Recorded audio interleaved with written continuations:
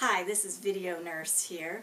My name is Imei. I am a registered nurse in the state of Washington, and I'm also a licensed professional counselor taking questions for the general public on mental health, physical health. Not here to diagnose anything, but to answer some of your quick questions about health-related issues for Video Nurse.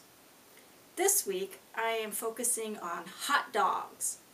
Now if we're talking about the food kind, you can eat one on occasion. It's not going to kill you. In fact, some of them are not so bad.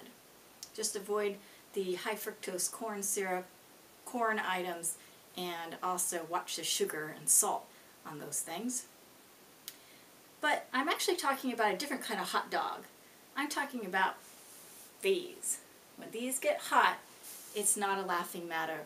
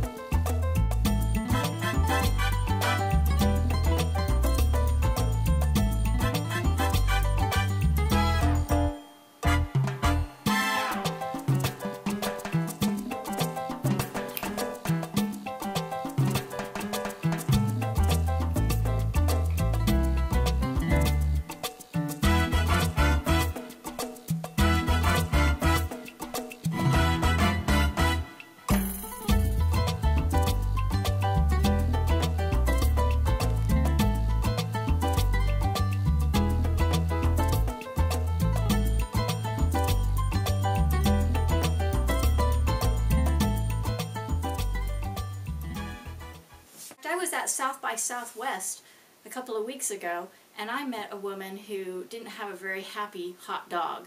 In fact, she was wearing a pair of stiletto heels, which is why we got talking, because she had a blister about that big on her foot.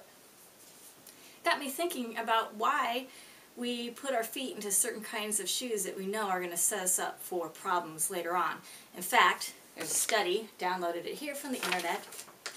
It's from the Institute for Aging Research of Hebrew Senior Life.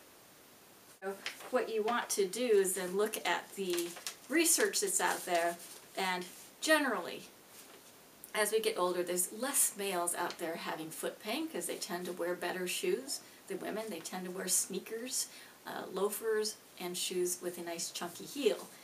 Women, unfortunately, want to wear the skinny heel because that's fashionable. Who said that that was fashionable? Well, it makes the calf a little bit shorter. It shrinks those muscles there. Also makes you put your butt out and your chest forward. So we don't call them sexy shoes for nothing, but who's that really for? How sexy is it if you can't walk?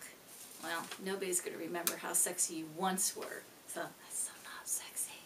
All right. So some recommendations from Video Nurse about, good shoes, and these I'm just going to read the list right off of that Senior Life tip that's on the internet.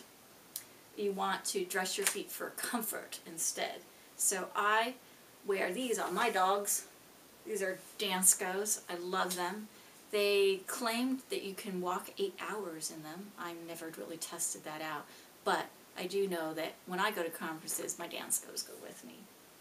You want to judge your shoes by how they fit, not the size it's marked on the shoe box, because that varies from size to size.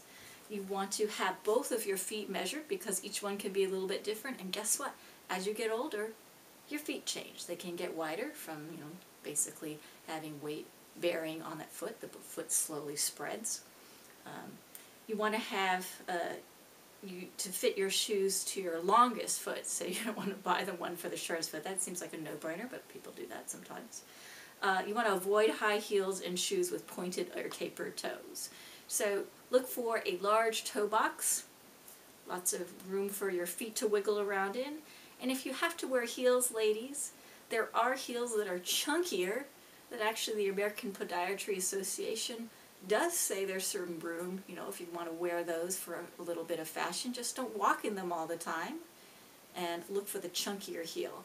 I personally have gone on to go to dance stores that have tango shoes with a big chunky heel. I figure if women can dance in those and they're safer, hey, walking in them can't be too bad. Try on both shoes and walk a few steps in them. Make sure that they're nice and comfortable. And when the shoes are on, wiggle your toes so you can ensure that you can move in them freely. A couple other things that I've learned to do as an athlete is to add some of these. These are super feet. I bought them from REI. You cut them down to size or shave them around, slip them inside of your athletic shoes. It gives your shoe a little more life, gives you a little more life. And another product that I really liked is the Airflow New Balance inserts. And I've used these inside of my sneakers when I go running. Just gives me a little extra support because these are a little bit harder and they're great for walking, but I didn't find them really great personally for running, and I found these a little bit better. So go out there, protect your hot dogs, keep active, and if you gotta wear the bimbo shoes, limit your time in them. Guys, this applies to you too. Don't be encouraging your women to wear shoes that are make them crippled for life. This is Video Nurse. Thanks for watching. See you next time.